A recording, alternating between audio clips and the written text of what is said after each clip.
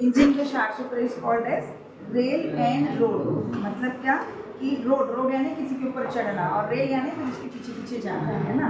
तो अपन new thread को पुराने थ्रेड के ऊपर रोड करेंगे यानी बांधेंगे और बाद में उसके सहारे उसको फिर से नए थ्रेड बनाएंगे, ठीक है ना। चेंज करते समय हमको कुछ बातों का ध्यान रखना है कि जो हम नॉट बांधेंगे वो छोटी होनी चाहिए, बहुत थिक नहीं होनी चाहिए, मल्टीपल नॉट्स नहीं बांधना है, ठीक है। और वो इतनी टाइट भी होनी चाहिए कि जब हम खींचेंगे तो स्लिप ना हो। नेक्स्ट हमको जो पुरानी नॉट है ये ओल्ड नॉट है ना, हम जिस तरफ से धागे को खींचेंगे उसके अपोजिट एंड पे हमको नया थ्रेड बांधना है, सो दैट जब हम खींचेंगे तो वो नॉट की वजह से स्लिप ना हो, इस नॉट की वजह से वो स्लिप ना हो। नाउ फोल्ड इट, कोई आप सपोज समझिए कि ये हमारा पुराना वाला धागा है और ये नया, ठीक है ना। तो व्हाट विल आई डू, ये मेरा नया थ्रेड है एंड वन सिंपल नॉट। यहाँ आपको कोई सर्जिकल नॉट नहीं लेनी, एक सिंपल नॉट लेनी, ठीक है, और उसको टाइटली पैक करना है, ठीक है। Now you have to hold opposite this, ठीक है। अपोजिट होल्ड करने के बाद में आपने जहाँ से होल्ड किया वो और आपकी ओल्ड नॉट और न्यू नॉट के बीच में से आपको cut, okay. Now this will be 2 ends, ठीक है। इसके बाद हम क्या करेंगे, इसको धीरे से पुल अप करेंगे। यहाँ हमको थोड़ा सा प्रेशर लगता है। Now you can see my new thread is inside the trap and old thread is outside, ठीक है ना।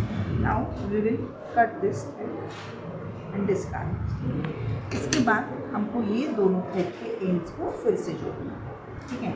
यहाँ हम दूसरी बार जो ऐड करेंगे ये हमारी रहेगी सर्जिकल नॉट, ठीक है। सर्जिकल नॉट कैसी होनी चाहिए, इसका एक टेक्निक है वो आपको सिखा चुके हैं, कितने लोगों ने प्रैक्टिस की है उसकी। सी नॉट देखिए सही है कि गलत है, कौन बताएगा मुझे।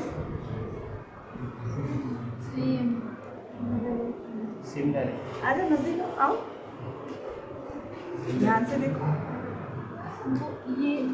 Yes this is wrong. अब क्या रॉन्ग है इसमें, आपको ये ध्यान रखना है। यस, स्क्वायर नॉट कैसी होनी चाहिए, जो एंड नीचे से आ रहा है उसका दूसरा वाला एंड भी नीचे से आना चाहिए, ठीक है। तो यदि मैं इसको भी टाई करती हूँ तो ये स्लिप होगा, है ना। तो ये रॉन्ग, हमको एक ही नॉट लगाना है, लेकिन वो ऐसे ही लगाना है कि जब मैं जिस स्ट्रेंथ तक मैं उसको टाइट करना चाहूँ उतना ही रहे वो, उसके बाद ना तो वो टाइट हो ना ही तो वो लूज हो। इसके लिए this thread is going below and now this is.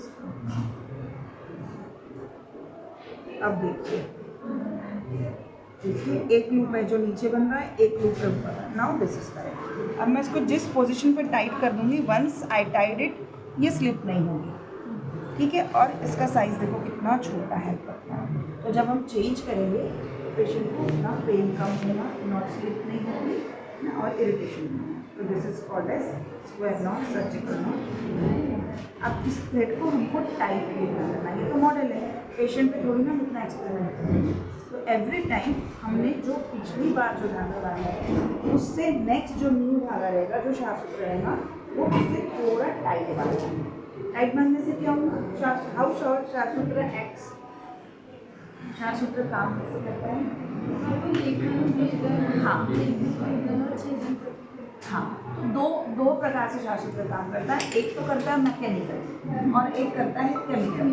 तो जो मैकेनिकल एक्शन है कटिंग का, वो किससे हो रहा है, जब हम शार्प सूत्र को पहले वाले की अपेक्षा हम थोड़ा और टाइट बांधेंगे तब वो मैकेनिकली कट करेगा, और रिमेनिंग जो वर्क है हमारा डिब्राइडमेंट का, हीलिंग का, वो काम करेगा जो हमारा शार्प सूत्र के अंदर जो मेडिकेशंस मिली है वो, ठीक है ना। तो ये जो अंदर जो काम है वो 2 प्लेन में होता है, एक प्लेन में डिब्राइडमेंट होता है ना, और वो हीलिंग को प्रमोट करता है, और दूसरे प्लेन में कटिंग होती है, ठीक है। तो शार्प सूत्र एक साथ 2 काम करता है। ऐसा करते करते हम रिपीटेडली जब चेंज करते हैं तो ट्रैक छोटा छोटा होके वंस एक समय ऐसा आता है कि ट्रैक पूरी तरह हील हो जाता है, और ये हमारा शार्प सूत्र, ठीक है। तो फिस्टुला के लिए और कॉम्प्लेक्स फिस्टुला के लिए आज भी सबसे बेस्ट जो ट्रीटमेंट है उसमें रिकरेंस रेट नील के बराबर है, दैट इज